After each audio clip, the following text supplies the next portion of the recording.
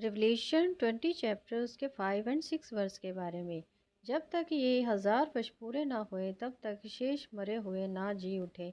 ये तो पहला पुनरुत्थान है। धन्य और पवित्र है वह जो इस पहले पुनरुत्थान के भागी हैं। ऐसों पर दूसरी मृत्यु का कुछ भी अधिकार नहीं, पर वह खुदा और मसीह के याजक होंगे और उसके साथ 1000 वर्ष तक राज्य करेंगे। होना 5 के 29 में यीशु ने कहा, मृतक खुदा के पुत्र का शब्द सुनेंगे और जिन्होंने भले काम किए हैं वह जीवन पाने के लिए जी उठेंगे और जिन्होंने बुरे काम किए हैं वह दंड पाने के लिए जी उठेंगे।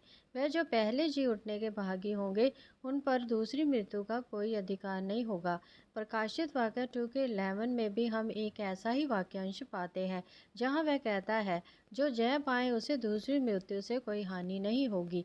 इस तरह हम देख सकते हैं कि सिर्फ जय पाने वाले ही पहले पुनरुत्थान में जी उठेंगे।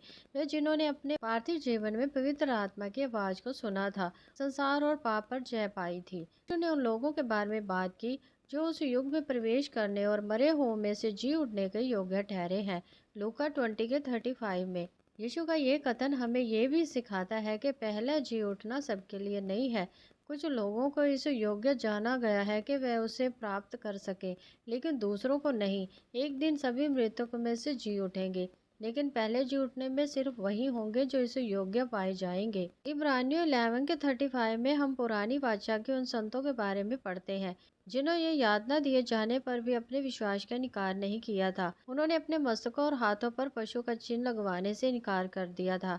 उन्होंने समझौता करने द्वारा अपना छुटकारा नहीं चाहा था, क्यों? इसलिए कि वह पहले जी उठने में भाग ले सके। उसमें जो एक उत्तम जी उठना है, इस बात से हम स्पष्ट रूप में ये सीख सकते हैं कि एक उत्तम जी उठना और एक दूसरा जी उठना जो उतना ही अच्छा नहीं है। पुरानी वाचा के संतों ने क्योंकि यह उत्तम जी उठना चाहा था, इसलिए उन्होंने उनके विश्वास का इनकार नहीं किया था। दानियल 12 के 2 में हम ये पढ़ते हैं, जो मिट्टी में मिल गए हैं उनमें से बहुत से लोग जाग उठेंगे, कुछ तो सनातन काल के जीवन के लिए और कुछ अपमानित और घृणित ठहराए जाने के लिए।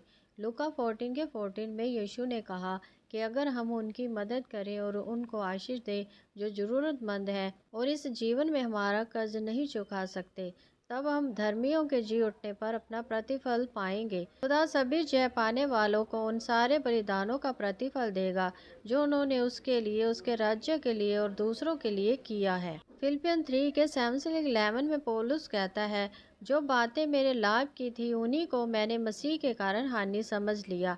मैं अपने प्रभु यीशु मसीह के ज्ञान की विशेषता के कारण सब बातों को तुच्छ समझता हूँ। मसीह के